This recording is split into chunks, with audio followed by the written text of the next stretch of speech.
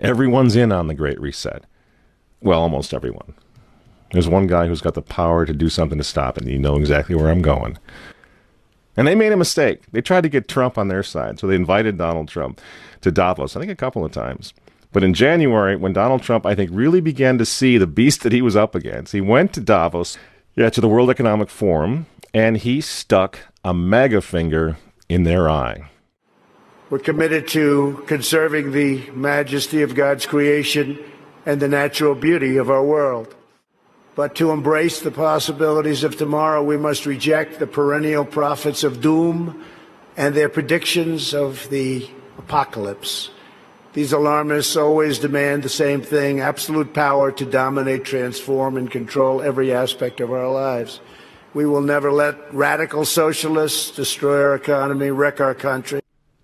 2 days after Donald Trump gave that speech, the 89-year-old leftist weirdo billionaire George Soros made an emergency intervention where, at Davos, once again, warning that the U.S. 2020 election will determine the, quote, fate of the whole world.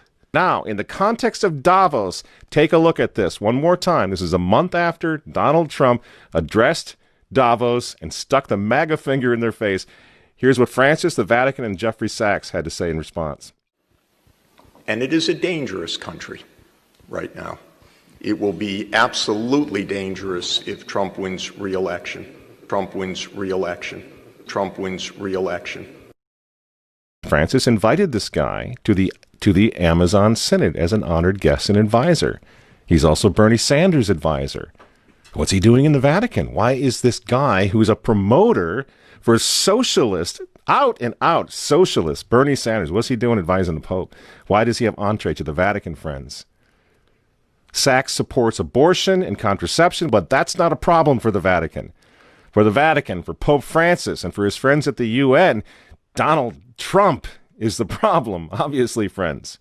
Clearly, I consider the Trump administration a danger to the world, but I regard it as a purely temporary phenomenon that will disappear in 2020. Do you get it? Do you see why there's so much hate for Trump? Because with all of his faults, again, he's the capitalist. He's not the globalist. He never will be one of them, which is why he pulled the United States out of the Paris Climate Agreement. Donald Trump pulled the United States out of the World Health Organization. That's Bill Gates and company.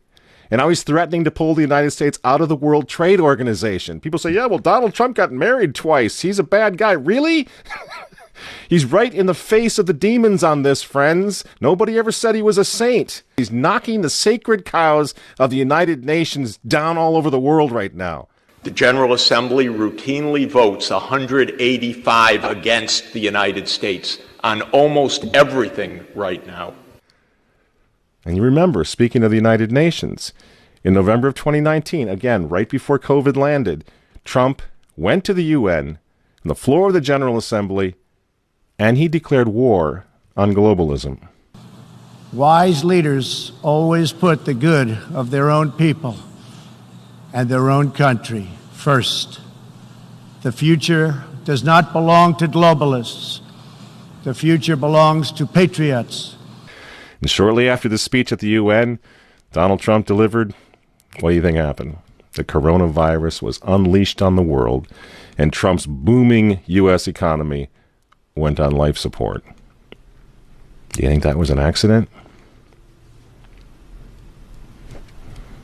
So when they tell all of us to stay home, wear your mask so grandma doesn't get sick, please understand what's really going on here.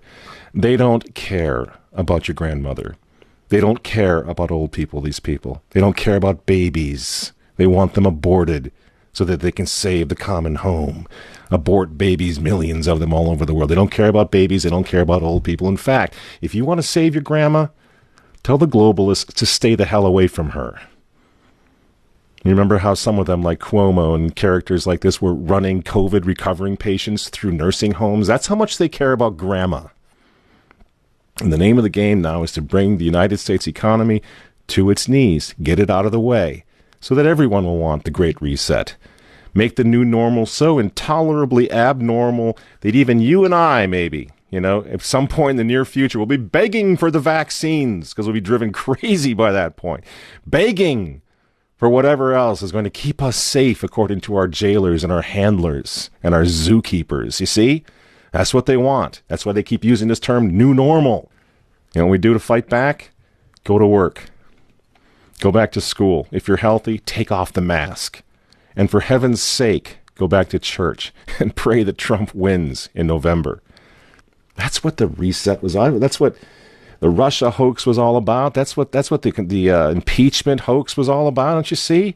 For 4 years, they've been trying to stop this man because if he strengthens America, if he makes it great again, if he brings the economy back again, the reset won't happen.